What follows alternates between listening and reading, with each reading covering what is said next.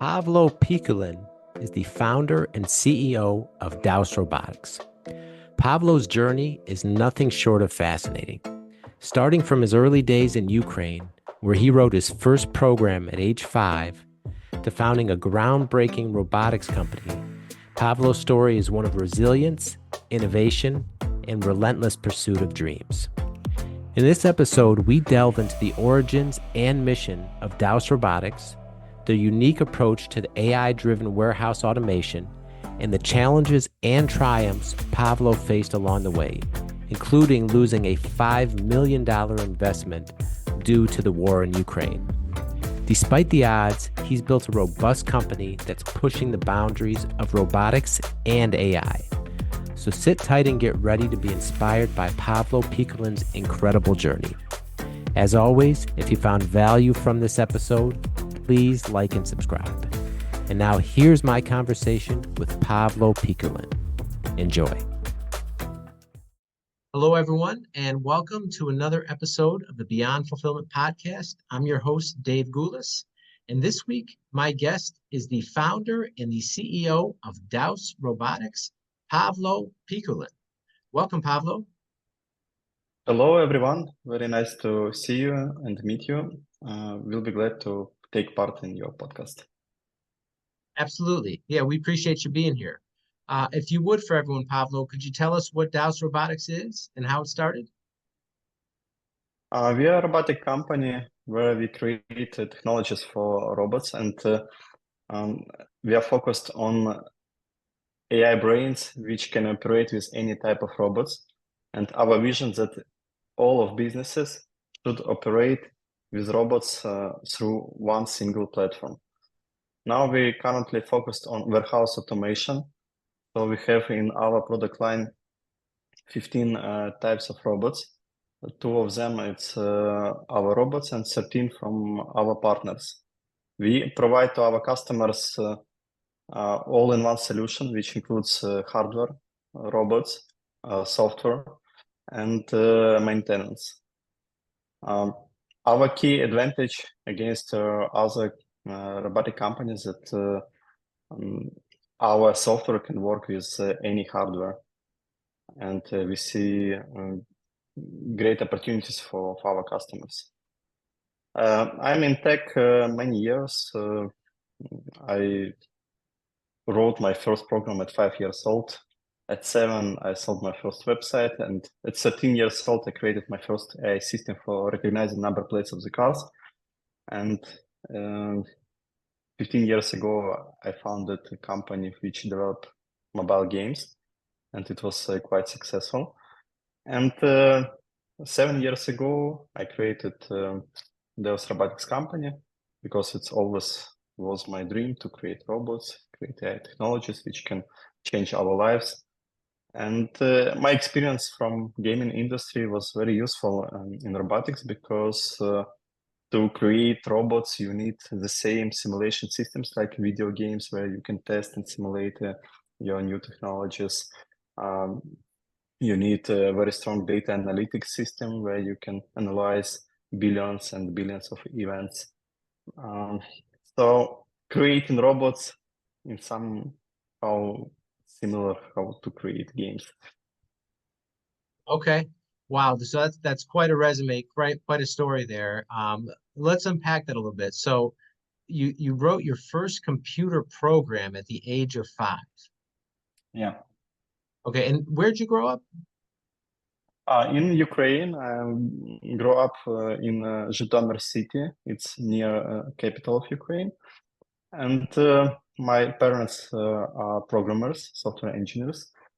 And for example, at 6 years old, I had a first internet in my city because my father created the first internet provider in my city. Okay. So you were on a computer right away with 2 parents as programmers, right? Like you said, your dad created the first internet in the city. I mean, that's amazing. Yeah. So very early on, you were on a computer, and it seems like you just had a natural aptitude for that. Yeah, whole my life I was with computer, and always I wanted to create something new, to make some research from my childhood. And it sounds like your parents were very encouraging of that in terms of, Yeah, expanding your skill and dreaming like that and being creative. yeah, they're supporting all my life, me, and even my mother is software engineer, so she can help me. When I was a child, my parents supported me very much. Okay. And so you've been talking about robots for a long time in terms of in terms of applications for business.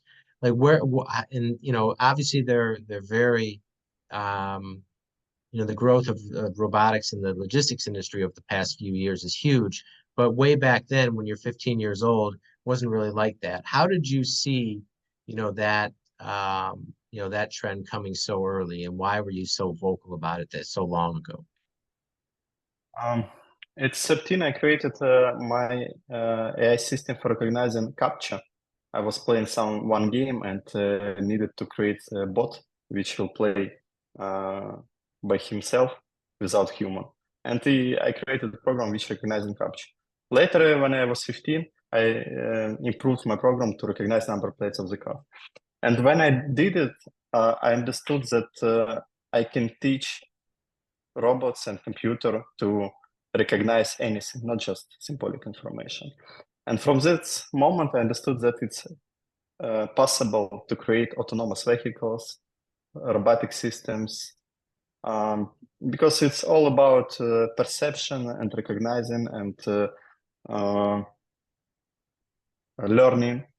So when I done it for simple system like recognizing symbols, I understood that it's possible to create such systems for anything where we need to recognize something, learn something, improve. So it was just a matter of time when such systems will be created. And now we see that that's true. And these technologies have mass adoption. And so you've had Dows for is it 6 years? 6 years that you've Yeah, had the company? yeah, yeah. What what's been the process like there in terms of when you first started to growing it and getting adoption of your products and that type of thing, given where the industry's at? When we started our company, we wasn't focused just on warehouse logistics. We created technologies which can be used on any type of robot. It can be a construction robot, it can be a logistics robot. For example, we created technology for navigation inside the buildings, indoor navigation system. And you can use it on any type of robot. So we started from creating such modular systems. And our first robots wasn't from logistics. Our first robot was a robot for sanding floors.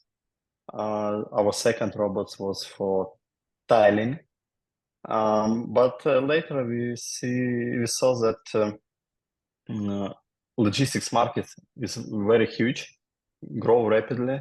Amazon proved for everyone that it's very effective to use logistics robots. So we quickly created new types of robots which can be used in warehouses. But we have our core technology which can work on any type of robots. So it wasn't so difficult to change direction. So within the industry today, how rare is that when you say your software can work with any type of hardware? I mean, how rare is that within the robotics industry? Oh, it's very rare. We see that our competitors focused on their ecosystem and their software works just with their uh, type of robots. And I hope that very soon it will be changed because it's very difficult for customers to integrate different types of robots. They are stuck with one manufacturer. And when you need other types of robots, you need new integration. And different robots from different manufacturers can't talk with each other. They cannot communicate and work in one system. So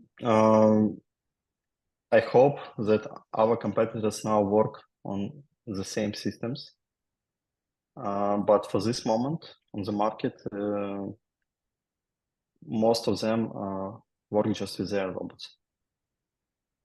And do you think that that's what let you pivot to logistics so quickly? The fact that you could integrate so easily with the software you have and just put it on a different piece of hardware? Yeah. We see that it's possible and it will be very useful.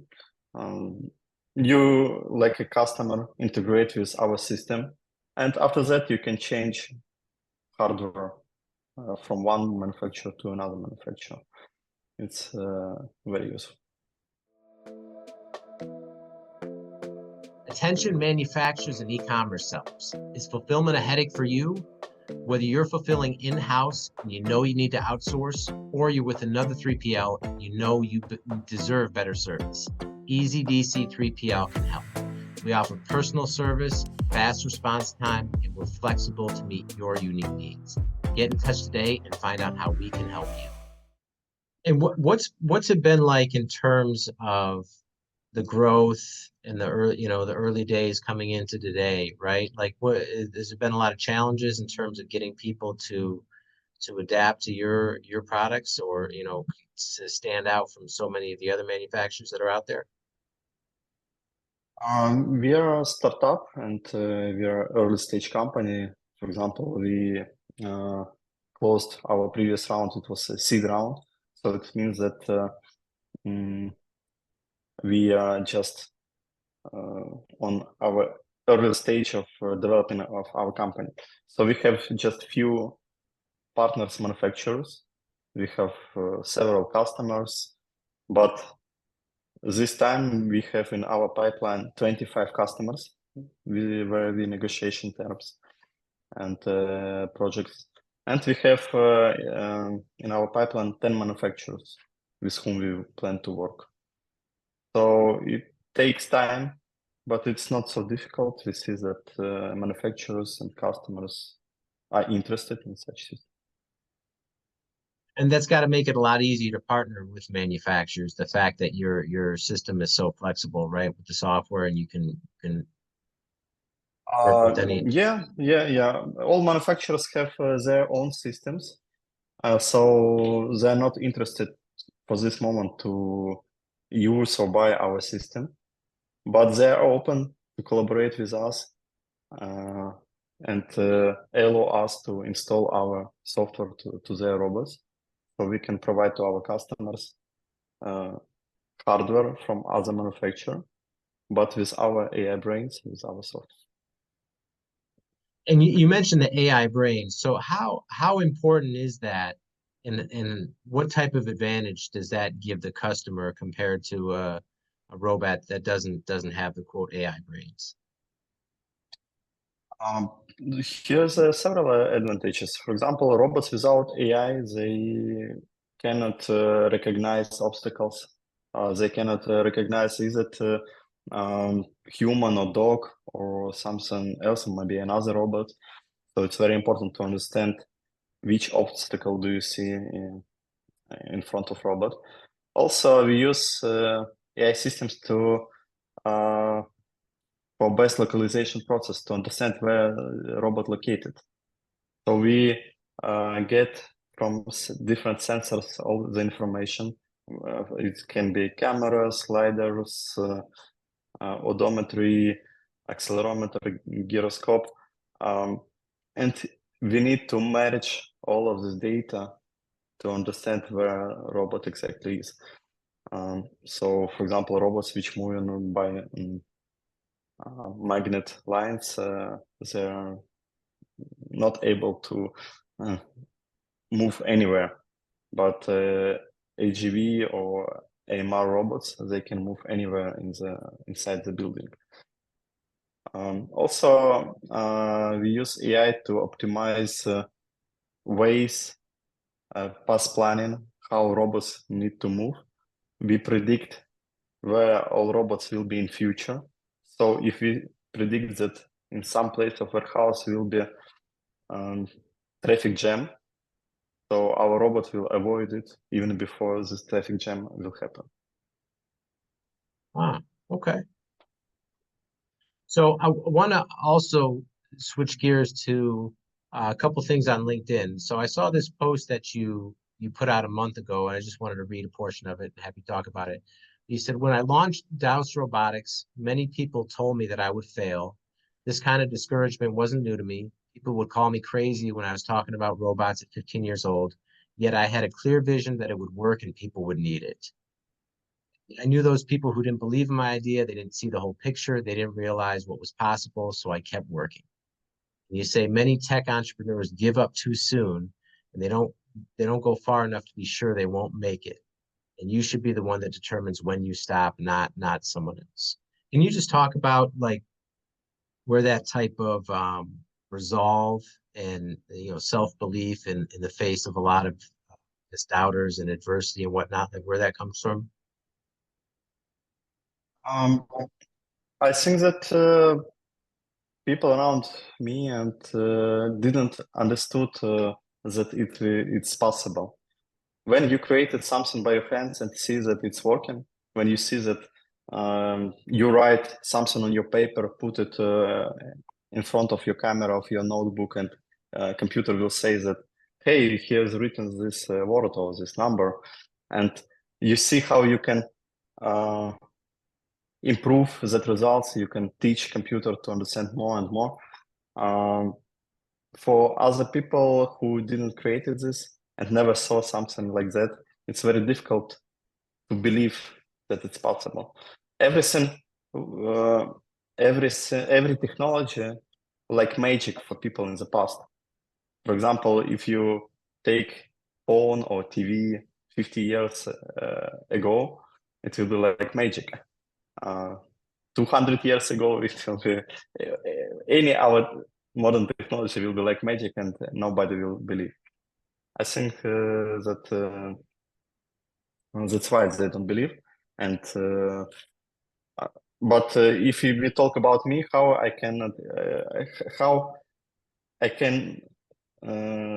believe, because I created it and it works. So I will go forward until create this technology, until create my robotic company. Wow. So then like you said, you created this and you saw what it could do early on. And that way, no matter what someone said to you or no matter what type of rejection you got, you believe because you saw this and you had the conviction that people are going to need this once it's presented in the proper. Yeah, and I think that to be successful, you need to do something different. If you do the same, which all people around you believe, it's very difficult to be successful. You need to be one step ahead, one step forward. So I knew that it's possible. I knew that I'm able to do that, and just moving forward. It was just a matter of time. Okay. So fast forward now here to 2024. What is Douse Robotics? I mean, what's next for you, and what's your growth trajectory look like in the coming year? Um, Now we have customers in Ukraine, in United Kingdom, and we have few letter of intent with customers in United States. For next year, we plan to scale our company and our sales, first of all, in United Kingdom and United States. We plan to establish strong sales team and integration team there, and scale our sales in these countries. Also, we are focused on our product. We want to improve our technologies. We want to expand our product line to have not just 2 partner manufacturers. We want to work with 10 manufacturers, with 100 manufacturers. So we will continue to make new partnerships. And I think that we need to continue to support our customers, because our customers grow each year. For example, Novopost this year was awarded Novopost, it's our customer from Ukraine, awarded the best postal company in the world just 2 weeks ago, and they open divisions in 30 countries. And I hope that in all of them we will use our robots. Excellent. Excellent. One other thing too, you had this story posted on your website, and I thought this would resonate with a lot of people in terms of dealing with adversity and dealing with setbacks. But the title of the article is "How Deus Robotics Lost $5 Million," and it's dated from February of 2023. Could you just tell us this story real quick? Um, Before the war in Ukraine started, we may have an agreement with a venture capital company, and this company agreed to invest $5 million to our company. But in February, when agreement should be finished, the big full-scale war with Russia started, and they terminated this agreement due to force majeure. So war started. We see everywhere rockets, panic. We lost this agreement of investments. Our customers said they don't need robots now because of the war started. We need to evacuate our laboratory, our people, save families.